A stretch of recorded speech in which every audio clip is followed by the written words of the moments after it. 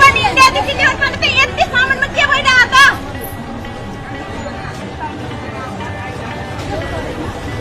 यति सामान लाग्नलाई पनि यति गर्न आउँदा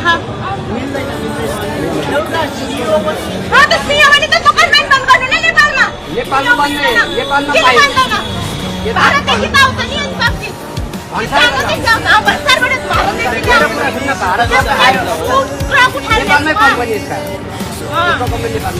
नेपालमा छ यो बाबु कम्पनी छ त्यहाँ नेपालमा किन नगर्नु ड्युटी गर्न आएको नगरी गर्नु न मैले के भोलि उठाएर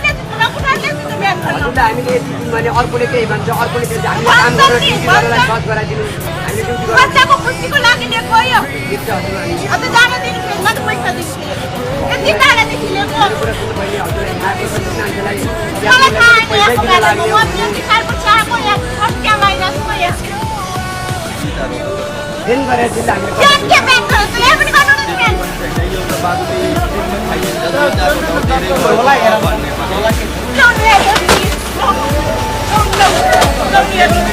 यति नै छ बच्चाको लागि पुरा मोबाइलमा त राख्न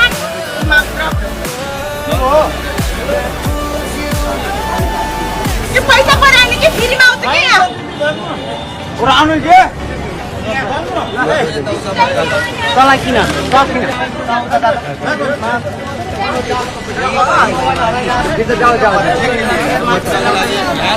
भयो अलग कुरा हुन्छ त्यहाँ टाढादेखि ल्याएको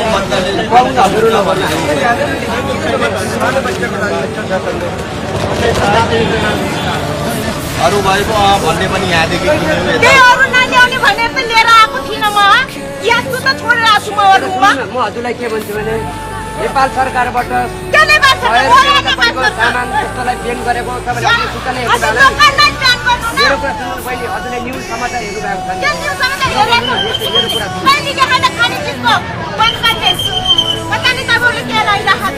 हजुरले बुझ्नुभन्दा पढे लेखेको मान्छे हो 100 रुपियाँभन्दा बढीको सामानको भन्सार भन्छ त्यो भन्सारमा पर्दैन बहिनी यो भन्सारमा पर्दैन त हजुरले बुझ्नु न यत्रो पढे लेखेको मान्छे किन नबुझ्छ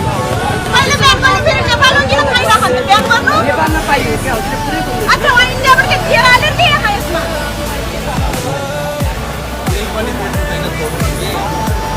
बच्चाको लागि हो भनेर अरूको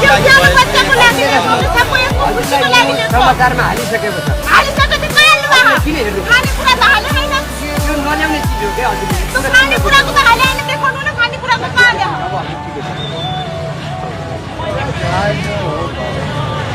यति भन्दा त छोडिदिनु हेर तपाईँहरू पनि के हो पैसा खाने खोज्नु भएन नि अब अरू केही पैसा खाएर पैसा काटेर नगर्नु यदि पैसा खाएर देख्नु भने लैजानु त्यो छोडु ऐसे छोड्छु पैसाको कुरा नगर्नुलाई है पैसाको लागि हो यो गरेको चुप लाग्न के चुप लाग्नु छोड्नु